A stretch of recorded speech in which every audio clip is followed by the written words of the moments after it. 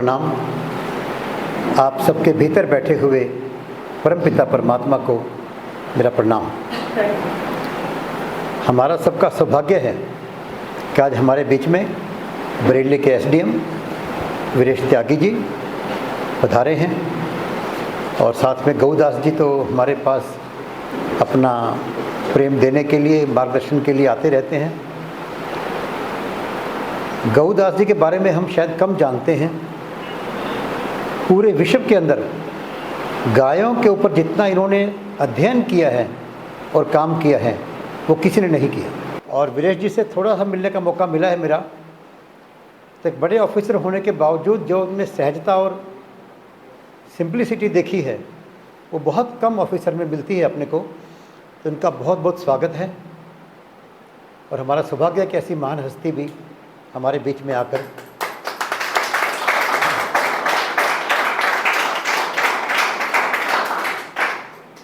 आज कौन सा दिवस है? योग दिवस। आज योग दिवस ही नहीं है, साथ में आज संगीत दिवस भी है। किसी को पता है? आज संगीत दिवस भी है, लेकिन जिसकी मार्केटिंग ना हो वो पीछे रह जाता है। आज के ज़माने के अंदर आपका अच्छा होना भी महत्वपूर्ण है, लेकिन कोई अच्छी से अच्छी वस्तु भी बिना मार्केटिंग के नहीं बिकती है। ये इसका उदाहरण है कि संगीत दिवस के बारे में किसी को पता ही नहीं है। और योग दिवस के बारे में क्या जानते हैं हम लोग? आज योग सिमट के रह गया आसन में और प्राणायाम में। बस पार्क में जाओ, सूर्य नमस्कार करो या और तरह की एक्सरसाइज करो। आज कुछ बातें हम योग के बारे में करेंगे और संगीत के बारे में करेंगे, और किस प्रकार योग और संगीत दोनों जो हैं जो श्री दिवालय संघ करना चाहता है वो भी वही काम कर रहे हैं। जितने भी इस संसार के अंदर हमारे ऋषियों ने, मुनियों ने, संतों ने विधाएं बताई हैं कुछ प्राप्त करने के लिए, श्री दिवालय संघ भी उन्हीं के पद चिन्हों पर चलता हुआ उन्हीं बातों को कहता है। लेकिन यदि उसकी मार्केटिंग नहीं हुई तो जैसे आज संगीत दिवस के बारे में नहीं पता तो वैसे ही इसके बारे में भी पता नहीं लगेगा। पहले योग दिवस की बात करें। योग मैंने क्या होता है हिंदी के अंदर? जोड़ना। इसके नाम में सब कुछ छिपा हुआ है। किसको जोड़ना और किससे जोड़ना? अपने आप को परमात्मा से जोड़ना, अपनी आत्मा को परमात्मा से जोड़ना। और उसके लिए अष्टांग योग का एक ढंग बनाया गया। जैसे कई बार मैंने पहले कहा है कि हम दो तरह की बातों में उलझ जाते हैं।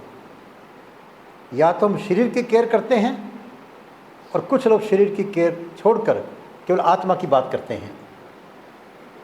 ये बल्ब लगा है, बिजली को बल्ब चाहिए अपना प्रकाश दिखाने के लिए। बल्ब का महत्व कम नहीं है, और बिना प्रकाश बिजली के बल्ब कुछ नहीं कर सकता। दोनों का महत्व है। तो अष्टांग योग के अंदर सामाजिक जीवन से लेकर व्यक्तिगत जीवन, और व्यक्तिगत जीवन में अपने श्वास और अपने शरीर से लेकर आत्मा परमात्मा तक का हमारे को कैसे मिलन हो, इसके बारे में बताया गया है। योग के 8 अंग बताए गए हैं। अष्टांग योग पहला अंग कौन सा है? यम। यम के 5 हिस्से हैं: अहिंसा, सत्य, अस्तेय, ब्रह्मचर्य और अपरिग्रह। 5 हिस्से हैं। ये पांचों समाज से रिलेटेड हैं। आपकी अहिंसा का किस पर अंतर पड़ेगा? आप हिंसक है तो कहीं ना कहीं समाज में आप गलत काम करोगे, जुल्म करोगे किसी के ऊपर। आपकी भावनाएं अगर हिंसक हैं तो भी आप स्वयं कहीं ना कहीं घर के अंदर भी उपद्रव फैलाओगे आप। अहिंसा, सत्य बोलना। सत्य किसे बोलोगे? झूठ किसे बोलोगे? समाज के लिए काम करोगे आप। समाज में कोई ना कोई गलतफहमी पैदा करोगे, मिसगाइड करोगे। सत्य है। अपरिग्रह, अस्तेय, चोरी ना करना। चोरी भी किसकी करोगे? किसी और की करोगे।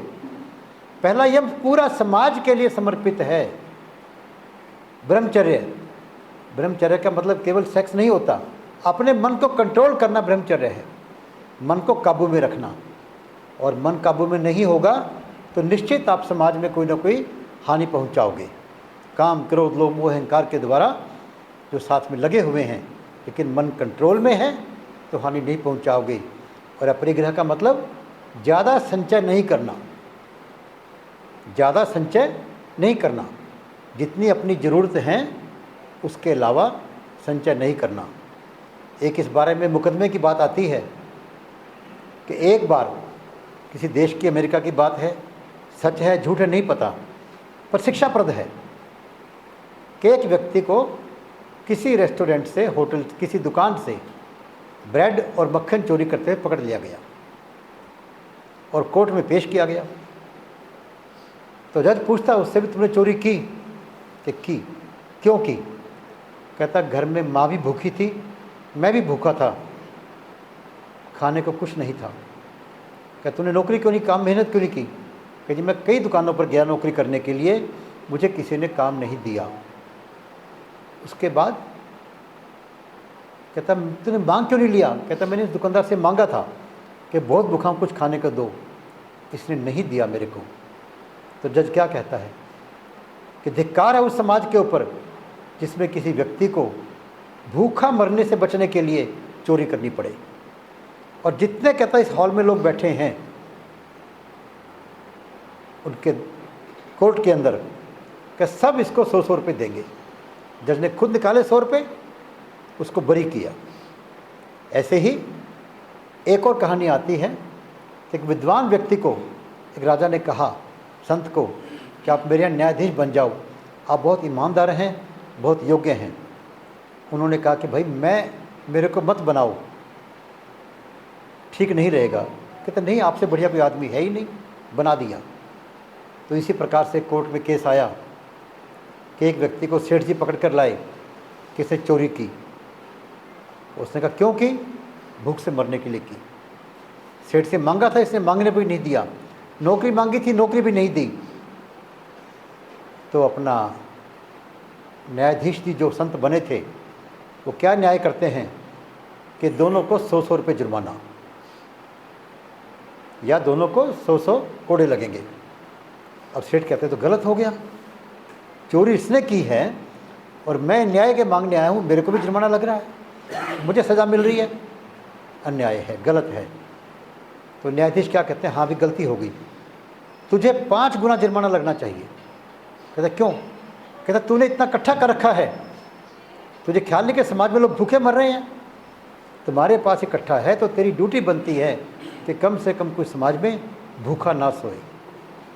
तो यम का जो एक अंतिम नियम जो है ये भी है कि हम अपनी ज़रूरत से ज़्यादा संग्रह नहीं करेंगे।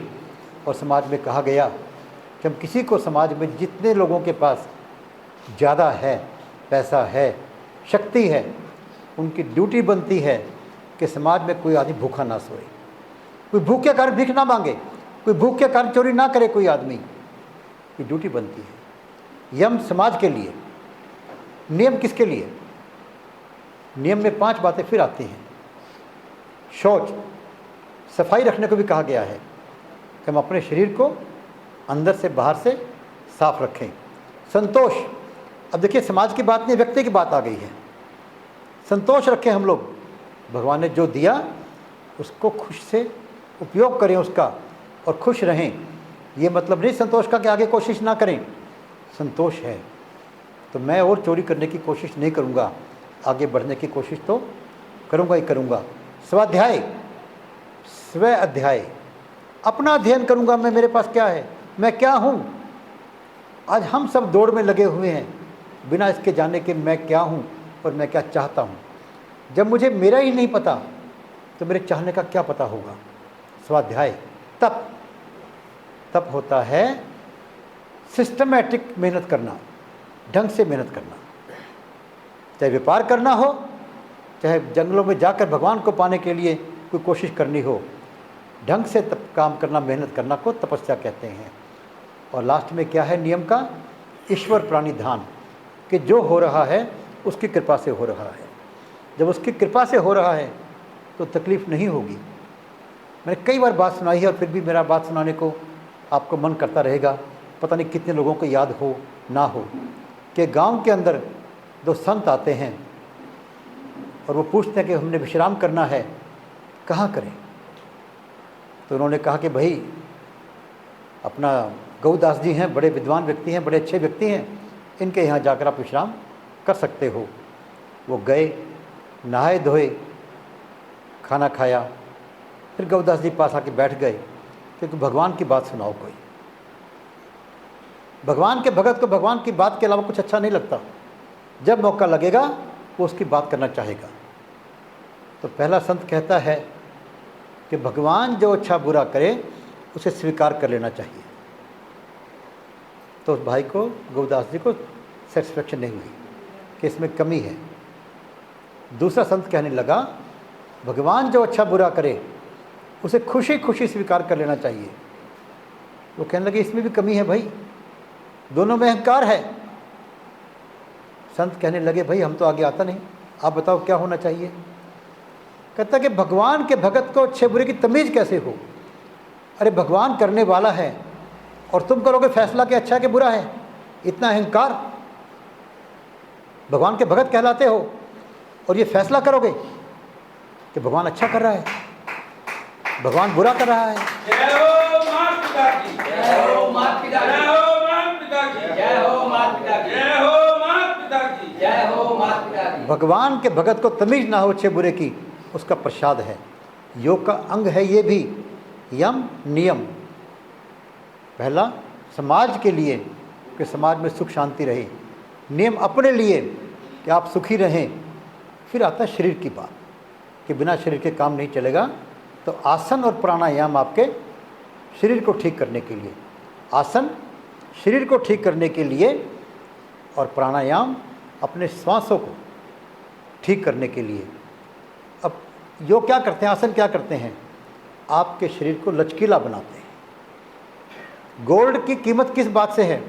सबसे बड़ी बात दो बातों से है कि उसमें लचकीलापन है, लोहे में नहीं है, और वो अपनी चमक नहीं खोता किसी के साथ लगने से। लोहे में जंग लग जाती है, तो आपके शरीर को लचकीला बनाता है योग। और प्राणायाम के द्वारा आपके श्वासों को वो ठीक करता है ताकि आपको श्वास अच्छे आए, लंबे आए, आपकी लंबी उम्र हो। क्यों कहते हैं कि श्वास लिख कर आते हैं, साल नहीं।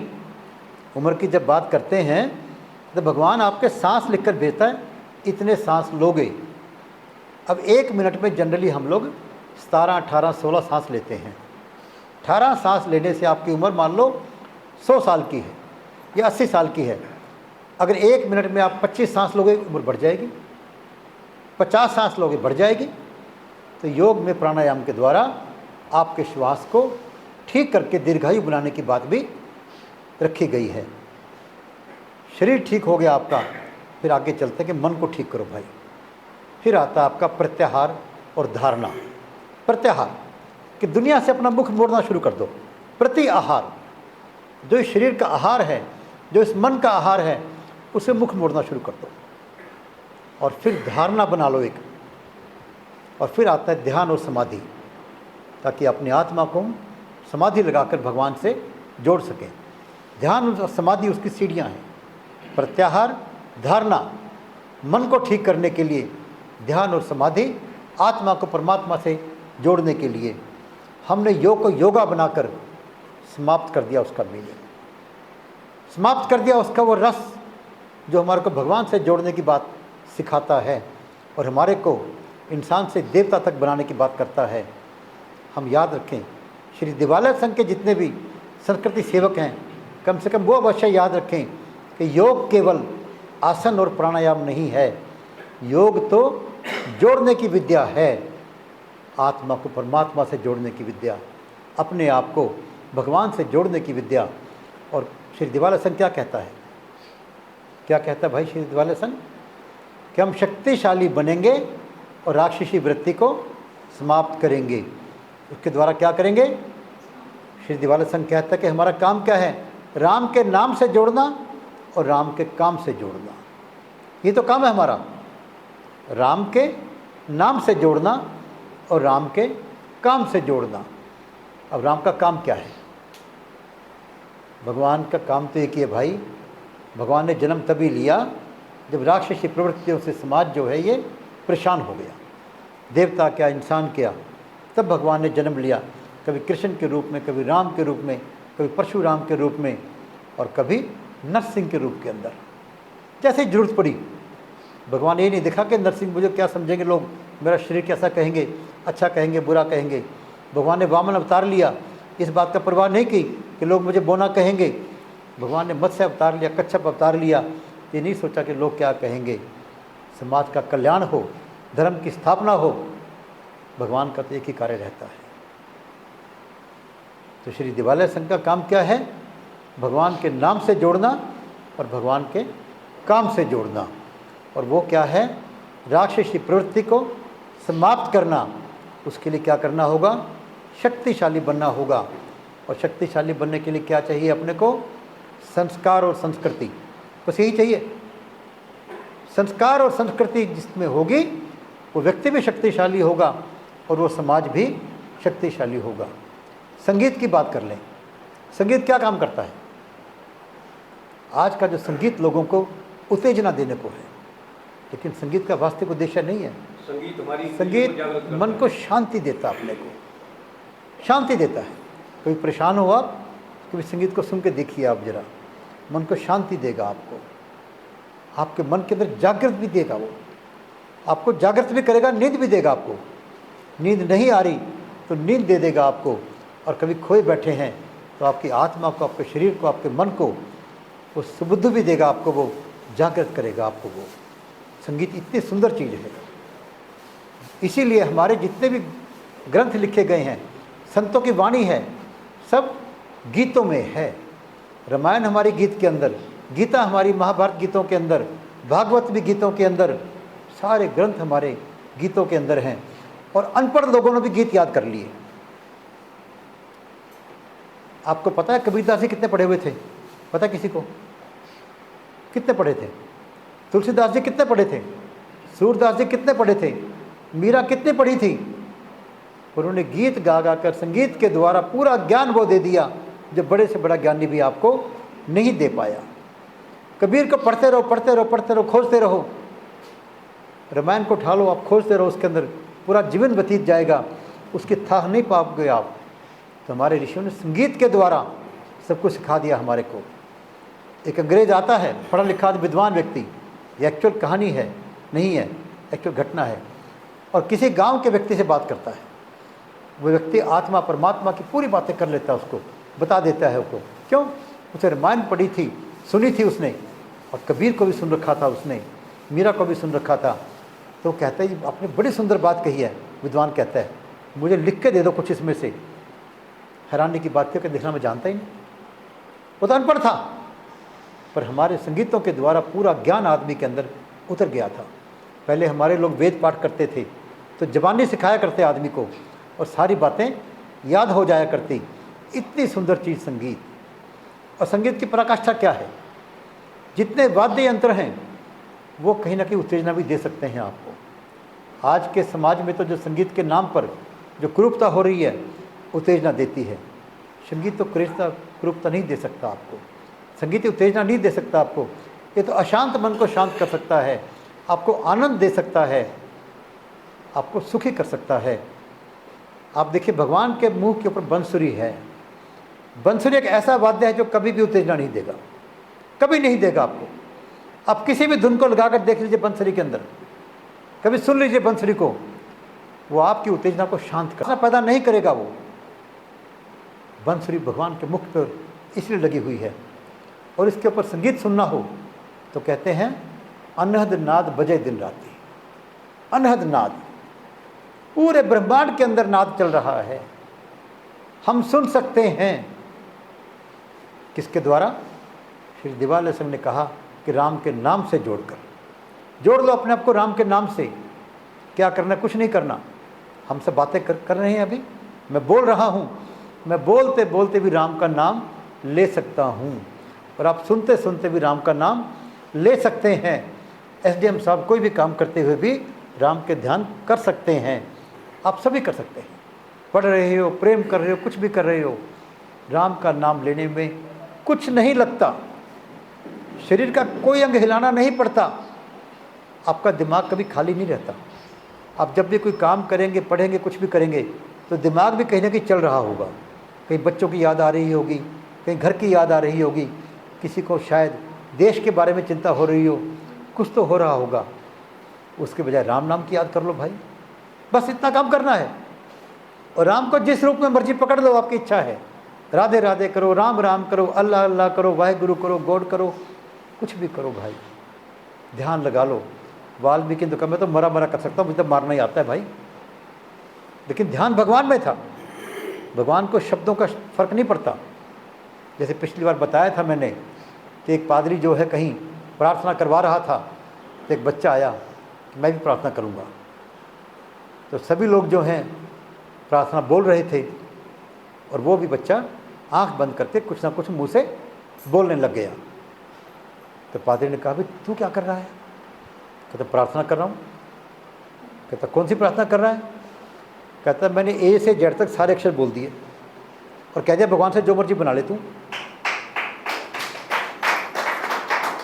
भगवान बना लेगा, वो भावनाओं को समझ जाएगा, आपकी भावनाएं कहाँ हैं, आपकी क्या कह रहे हैं आप, राम राम में मरा मरा कह रहे हैं या मरा मरा में राम राम कह रहे हैं, वो समझ जाएगा। वो अनजान नहीं है, वो आपके अंदर की बात जानता है। वो आप ये मत सोचिए कि मैं अनपढ़ हूँ या पढ़ा लिखा हूँ, मैं सुंदर हूँ या सुंदर नहीं लगता हूँ। आपके मन के अंदर जो है आप सुंदरता पैदा कर लो, समर्पण पैदा कर लो, भगवान के प्रति भक्ति पैदा कर लो, और उस नाद को सुनने का जो आनंद है आप किसी को बता नहीं सकते। बंसुरी भी आप सुन के सुना सकते हो, सुन सकते हो, बता सकते हो किसी को, लेकिन अनहद नाद को तो आप जो हैं अनुभव करके नाच सकते हो, आनंद में खुश हो सकते हो, बता नहीं सकते किसी को, वो तो खुद ही दिखना पड़ेगा आपको। और बहुत आसान है। जब राम नाम की धुन बजाओगे आप, राम राम का बार बार समर्पण करोगे आप, एक ही अक्षर को बार बार रिपीट करोगे, वो धुन बन जाएगा आपका। और फिर देखेंगे आप, कह रहे वो प्रकाश भी देगा और आवाज़ भी देगा वो, और आपको कितनी शांति देगा वो। प्रकाश कैसा? इसमें तेज नहीं, और इसकी मार्केटिंग तो भाई करनी पड़ती है। जैसे आप सबको हमने प्रार्थना की, हमेशा एक ही निवेदन किया कि आप कुछ ना करो, अपने साथ में एक आदमी को और ले आओ। कुछ ना करो, सप्ताह में एक बार एक आदमी को तो श्री दिवालय संघ के बारे में बता दो। क्या बताना है? एक ही मंत्र से जोड़ना है। कौन सा मंत्र है वो? जय हो माता पिता की। थोड़े से शब्द है, अनपढ़ व्यक्ति भी ले सकता है, पढ़ा लिखा भी ले सकता है, कुछ करना ही नहीं है। जय हो माता पिता की के मंत्र से जोड़कर आप वो काम कर सकते हो जो भगवान का कार्य है, और फिर भगवान आपको प्रेम करेंगे। भगवान को प्रेम तो सब करना चाहते हैं, पर भगवान जब प्रेम करेगा किसी किसी को तो कितना कमाल हो जाएगी, कितने खुश नसीब कहलाओगे आप। थोड़ा आगे तो बढ़ो, भगवान तो बाहें फैलाए आपकी वेट कर रहे हैं कि मेरे बच्चे थोड़ा आगे तो आएँ, थोड़ा आगे तो बढ़ो। और कदमों से नहीं बढ़ना, मन से आगे बढ़ जाओ भाई, बैठे बैठे। तो मेरा सबसे आपसे निवेदन कि हम सब इस कार्य को आगे बढ़ाएं और दुनिया के अंदर से राक्षसी प्रवृत्ति, अपने अंदर से भी राक्षसी प्रवृत्ति मिटाने के लिए कमर कस लें संस्कार और संस्कृति के द्वारा। और उसकी पहली सीढ़ी है जय हो माता पिता की। आप लोग कितने लोग इस मंत्र का जप कर रहे हैं मुझे नहीं पता, लेकिन ये बोलना शुरू कर सकते हैं, अपने मोहल्ले में, समाज में बताना शुरू कर सकते हैं। और हम स्कूलों में जाकर जो कार्य कर रहे हैं, आज हम एसडीएम साहब से रिक्वेस्ट करेंगे कि अपने एरिया के स्कूलों के अंदर, हम स्कूलों को चाहते हैं सर कि वो संस्कार शिक्षा केंद्र के रूप में कार्य करें। संस्कार शिक्षा केंद्र के रूप में क्या करना है? कुछ नहीं करना, बच्चों को प्रार्थना के समय ये 3 संकल्पों से जोड़ दें। पहला संकल्प हमारा है, हम माता पिता की सेवा करेंगे, बहन बेटी का सम्मान करेंगे, पति पत्नी व्रत का पालन करेंगे, संस्कारों के लिए। दूसरा है, हम किसी से भी जात पात धर्म के नाम पर भेदभाव नहीं करेंगे। और तीसरा है, हम शक्तिशाली बनेंगे, राक्षसी प्रवृत्ति को समाप्त करेंगे। 3 संकल्प हैं, ये बहुत बड़ी सेवा हो जाएगी। समाज की भी, देश की भी और मानवता की भी। तो हमारा आग्रह आप सबसे है। तो आप सब बहुत मेहनत करते हैं, मुझे पता है इस बात का, इसीलिए दिन दुगनी रात चौगुनी से हम लोग तरक्की भी कर रहे हैं। आपको शायद आइडिया नहीं है कि अपने संस्कृति जो रक्षक हैं लगभग 10,000 के लगभग लोग अपने जुड़ चुके हैं। हम कोशिश करेंगे उनके नाम भी वेबसाइट पर डालें, कोशिश कर रहे हैं अभी। और कम 21 स्कूल शायद या 22 स्कूल जो अपने हैं संस्कार शिक्षा केंद्र के रूप में कार्य कर रहे हैं। तो आप जोड़िए और साथ में एक व्यक्ति को जरूर लाने की कोशिश कीजिए ताकि ये हाल छोटा पड़ जाए अपना। अभी तो हाल में 2-4 कुर्सियाँ खाली रहती हैं इसकी, हम बड़ा बनवा रहे हैं इसको, या बाहर करेंगे मीटिंग कहीं और करेंगे। तो आप भगवान से मेरी यही प्रार्थना प्रभु से कि हम सबको नेक कार्य करने की प्रेरणा दे और नेक कार्यों में सफलता दे। आप सबको फिर बहुत बहुत प्रणाम, बहुत बहुत आपके अंदर बैठे पिता परमात्मा को प्रणाम। अब मैं प्रार्थना करूंगा एसडीएम साहब से कि हमारा 2 शब्दों से मार्गदर्शन करें। आइए आइए। हेलो, हाथ जोड़ के सूर्य को प्रणाम करता हूँ। जय हो। मेरा सौभाग्य है कि मुझे आज यहाँ आने का मौका मिला। कहा मैं किसी लायक नहीं हूँ, फिर भी जो मैं जहाँ भी जिस जगह मुझे ऊपर वाले ने पहुँचाया है तो मैं कार्य करता रहूँगा। आगे स्कूलों को जो इन्होंने बताया मुझे, मैं कोशिश करूँगा उसे करवाने की। मेरी सभी से प्रार्थना है कि अपने बच्चों को इतना काबिल करें कि हमें ये ज़रूरत ही ना महसूस हो कि उनको आगे कुछ शिक्षा सभी को मिलनी चाहिए। हमारा ये जन्म सिद्ध अधिकार है। और जितने भी यहाँ पे लोग हैं, मैं उनसे ये कहूँगा कम से कम 10 आदमियों को तो ये बता दें कि जो हमारे माँ बापों ने हमें सिखाया है वो सबसे बड़े गुरु वही हैं। उन्हीं के आदर्शों पे हम चल रहे और आगे बढ़ें। फिर कभी मौका मिलेगा मैं ज़रूर आऊँगा। और तहे दिल से मैं डॉक्टर साहब का और आपका पूरा आभारी हूँ कि मुझे यहाँ तक बुलाया गया। धन्यवाद। किस प्रकार से देश के अंदर संस्कार और संस्कृति का जन जागरण कर रहा है, उसके लिए मैं 2 पंक्तियां कहना चाहूंगा कि वेदों का प्रकाश फैलाने वाले डॉक्टर वेद प्रकाश गुप्ता जी द्वारा जो ये अभियान चला है, उसके लिए जो लोग दूर बैठ कर के देखते हैं शायद ठीक से अनुमान नहीं लगा पाते, तो उन लोगों के लिए 2 पंक्तियां हैं। हो गई ये पीर पर्वत सी, अब हिमालय से कोई गंगा निकलनी चाहिए। श्री देवालय संघ चाहता है कि जो समाज में कुरीतियां हैं, जो प्रकृति के साथ खिलवाड़ हो रहा है, वो संस्कार और संस्कृति के माध्यम से कैसे सुरक्षित किया जाए। और वेद प्रकाश जी कहते हैं, हो गई है पीर पर्वत सी, अब हिमालय से कोई गंगा निकलनी चाहिए।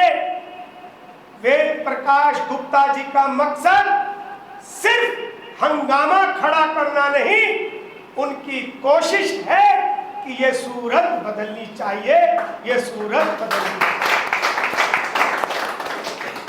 और वो आगे दूसरी पंक्ति में कहते हैं कि मेरे नहीं तो तेरे, मेरे नहीं तो तेरे, तेरे नहीं तो मेरे, हो कहीं भी आग, लेकिन वो आग प्रज्वलित होनी चाहिए। हर हाल में ये दुर्दशा बदलनी चाहिए। जय हो। पैदा नहीं करेगा वो। बंसुरी भगवान के मुख पर इसलिए लगी हुई है।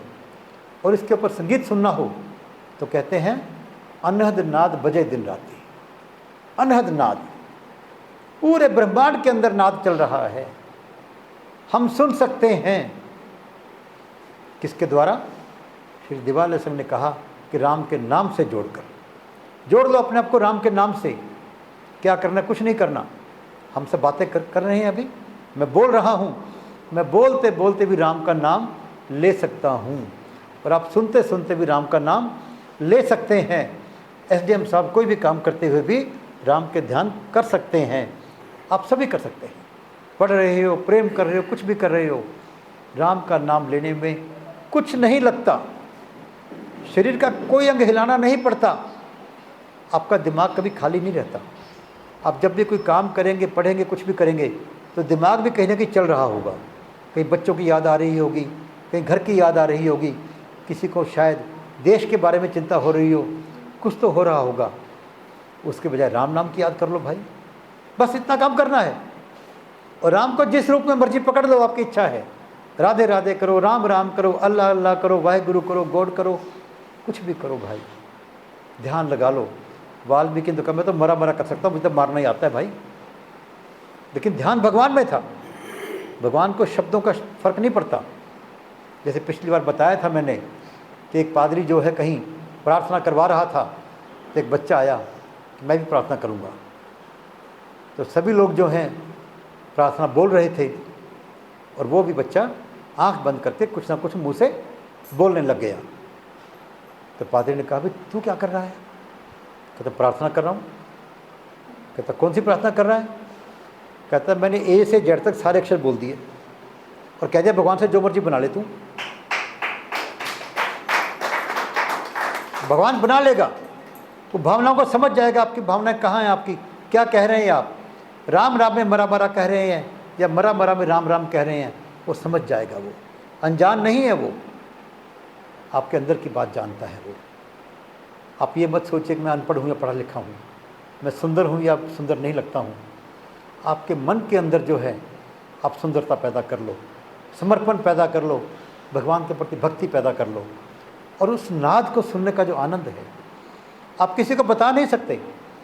बंसुरी भी आप सुन के सुना सकते हो, सुन सकते हो, बता सकते हो किसी को, लेकिन अनहद नाद को तो आप जो हैं अनुभव करके नाच सकते हो, आनंद में खुश हो सकते हो, बता नहीं सकते किसी को, वो तो खुद ही दिखना पड़ेगा आपको। और बहुत आसान है। जब राम नाम की धुन बजाओगे आप, राम राम का बार बार समर्पण करोगे आप, एक ही अक्षर को बार बार रिपीट करोगे, वो धुन बन जाएगा आपका। और फिर देखेंगे आप, कह रहे वो प्रकाश भी देगा और आवाज़ भी देगा वो, और आपको कितनी शांति देगा वो। प्रकाश कैसा? इसमें तेज नहीं,